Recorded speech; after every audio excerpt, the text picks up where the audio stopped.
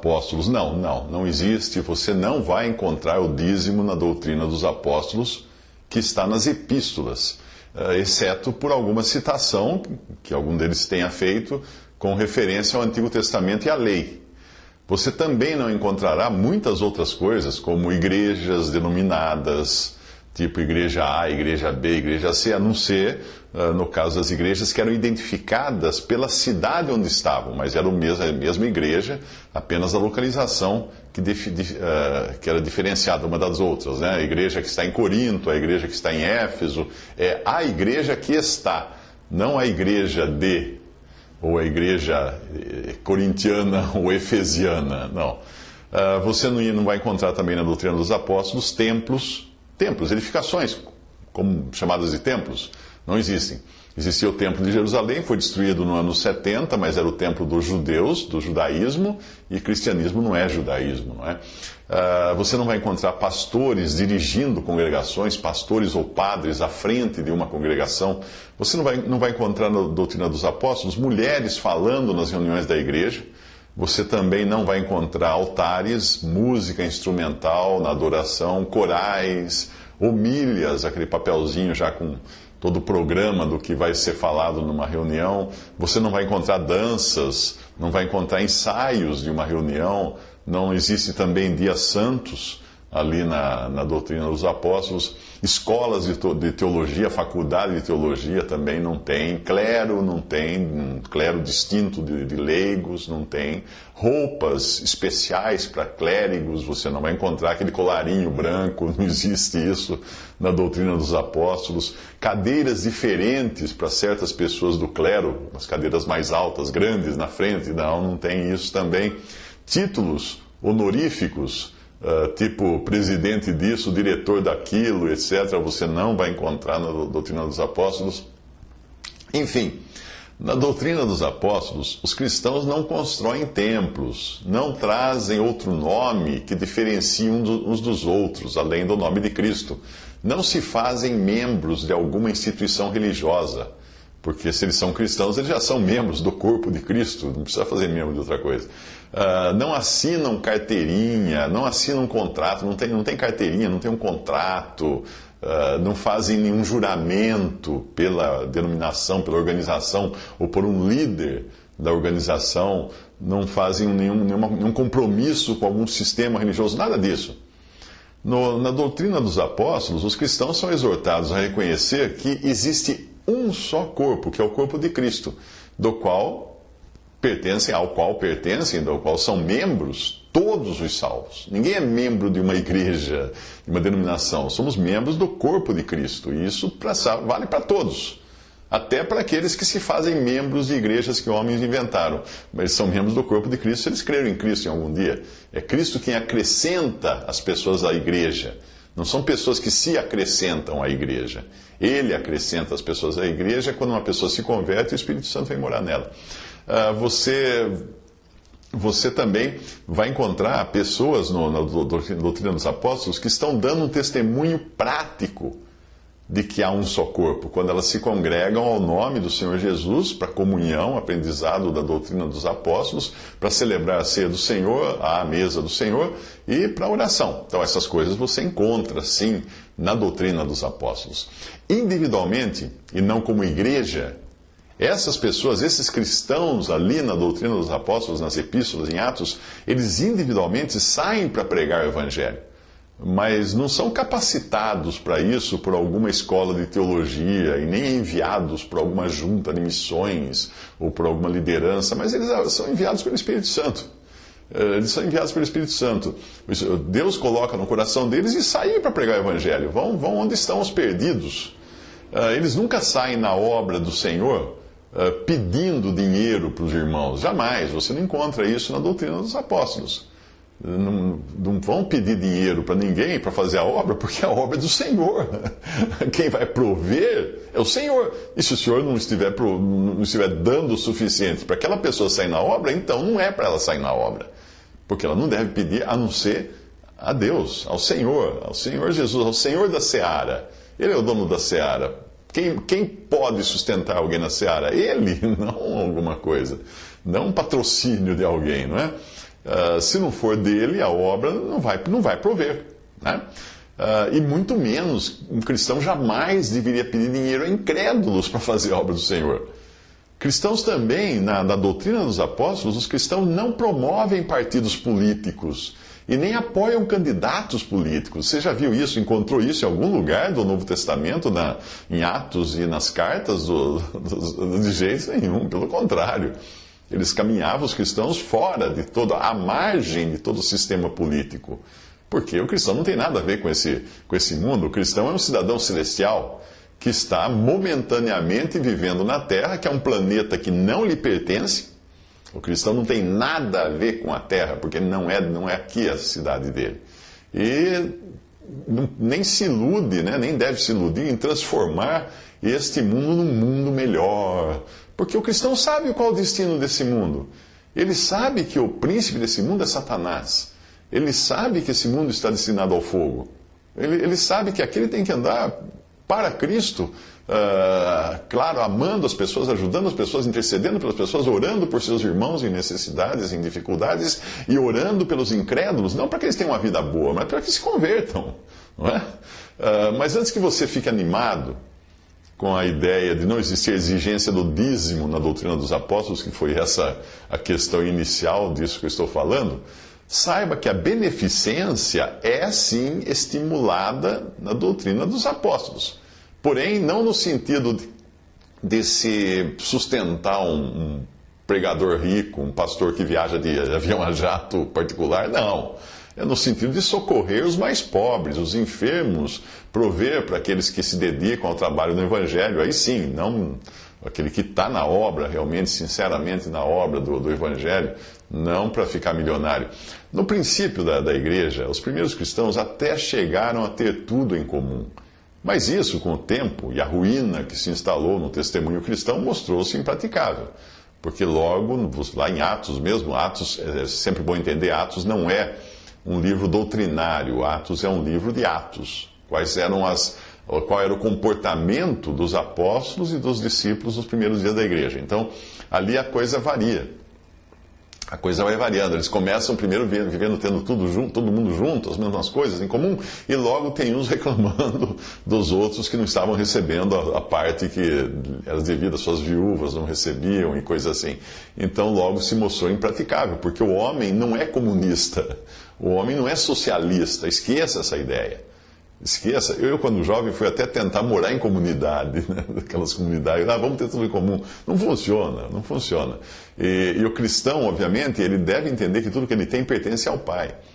Ele é um mordomo, então ele vai praticar essa mordomia detectando onde existem as necessidades, seja de irmãos passando necessidade, seja de irmãos na obra do Evangelho, na obra do Senhor, onde quer que ele achar, ele vai então usar dessa mordomia. Então os cristãos são sim exortados nas epístolas a não se esquecerem da beneficência e comunicação, porque com tais sacrifícios Deus se agrada, fala em Hebreus 13:16. Também são aconselhados ali a não para praticar caridade para receber salvação. Existem algumas religiões que a caridade é para você eliminar o seu karma, você ser salvo, mas isso aí é uma barganha, né? E aliás não é nem caridade, porque se você faz uma caridade para ser salvo, você não está nem aí com a necessidade e com a dificuldade do outro, você está defendendo o seu, não é verdade? Um crente em Cristo, ele não faz caridade para receber a salvação, porque a salvação ele já tem. Ele recebeu por graça, pela fé em Cristo. Mas ele então vai fazer caridade simplesmente porque o que Deus lhe dá ao cristão, ele não deve considerar como sendo seu, de si mesmo, mas ele deve entender que ele é apenas despenseiro, ele é um administrador.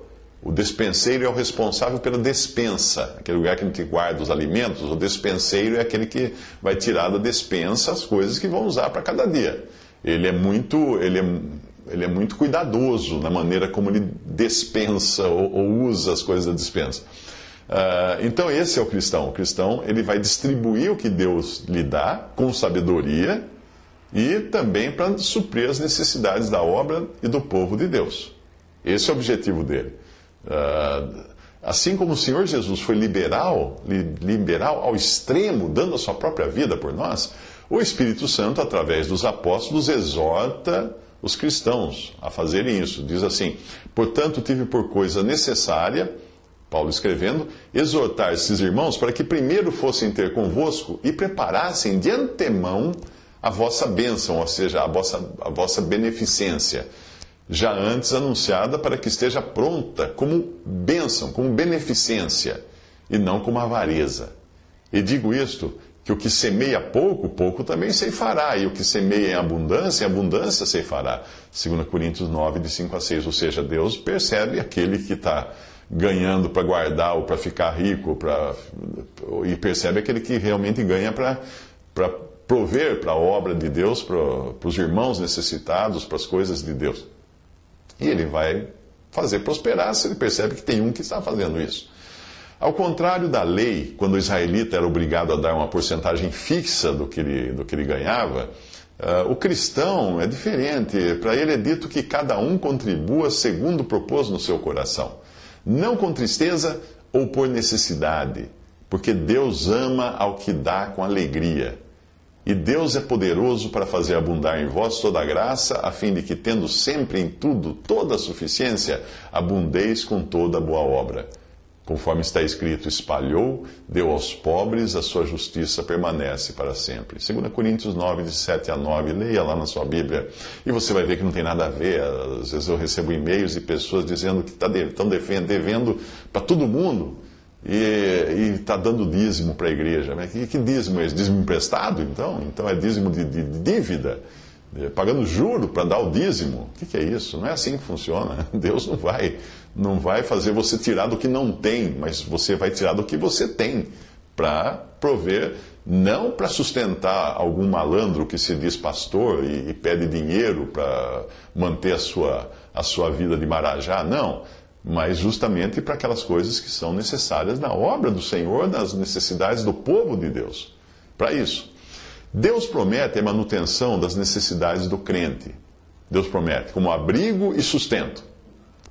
Não como no Antigo Testamento, quando era prometida prosperidade e até mesmo riquezas, porque eles eram um povo para a terra, feitos para a terra, para morar na terra, para serem prósperos na terra, para terem saúde na terra.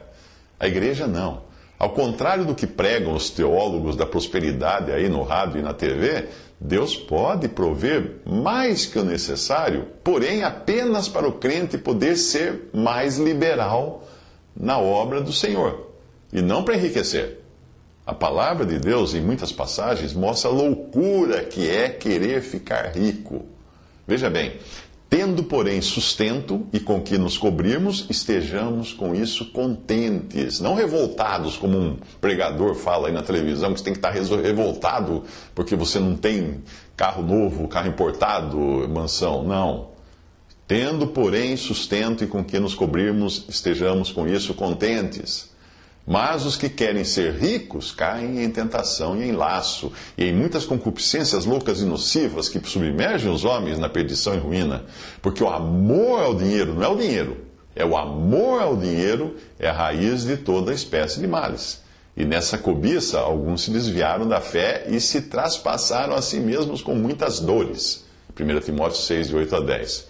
Uma outra passagem é essa que o Senhor Jesus contando a história do homem rico. Ele fala: mas Deus lhe disse, louco, esta noite te pedirão a tua alma, e o que tens preparado para quem será? Assim é aquele que para si ajunta tesouros, para si, e não é rico para com Deus. Lucas 12, de 20 a 21. Deu para você perceber que esses pregadores da prosperidade transformam os seus seguidores em loucos?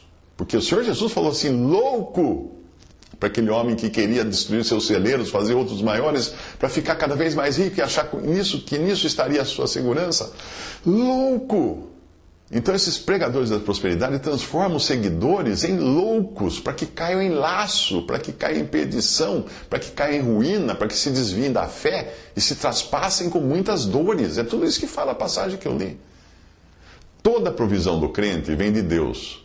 Ora, aquele que dá a semente ao que semeia, também vos dê pão para comer, e multiplique a vossa sementeira e aumente os frutos da vossa justiça. Mas essa provisão que vem de Deus vem com um propósito muito definido. Veja qual: para que em tudo enriqueçais para toda a beneficência.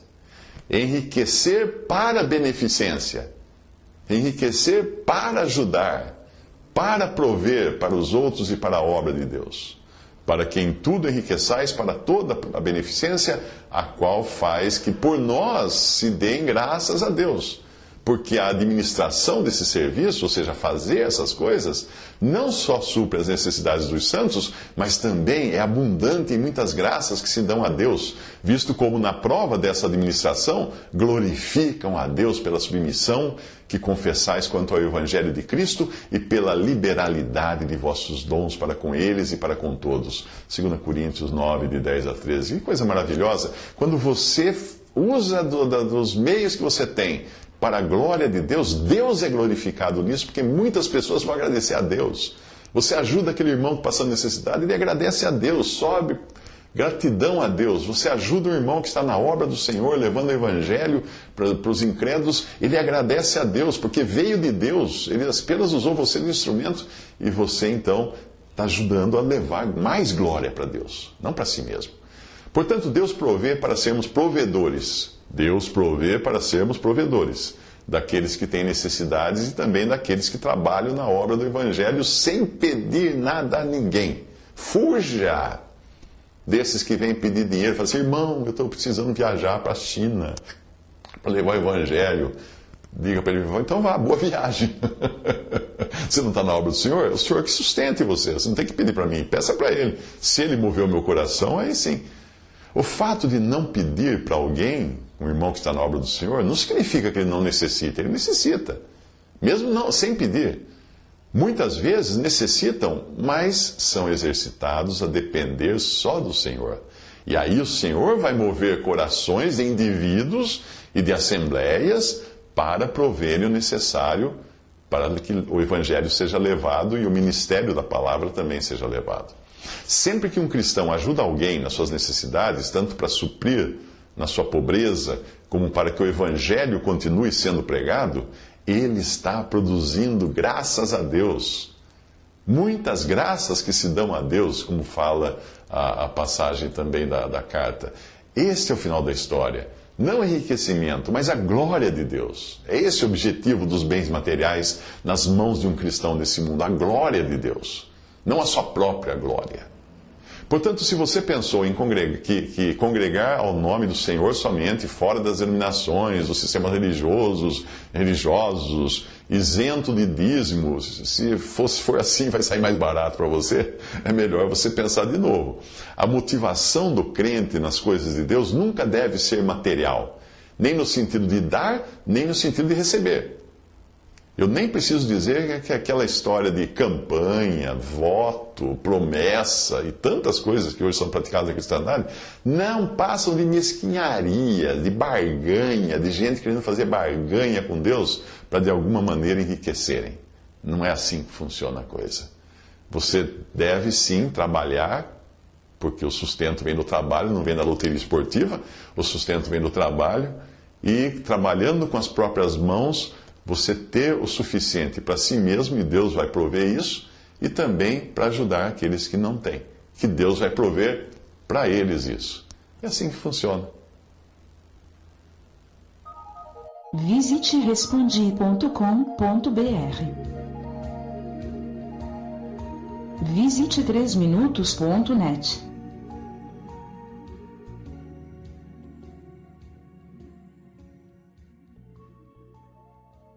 Apóstolos, não existe. Você não vai encontrar o dízimo na doutrina dos apóstolos que está nas epístolas, exceto por alguma citação que algum deles tenha.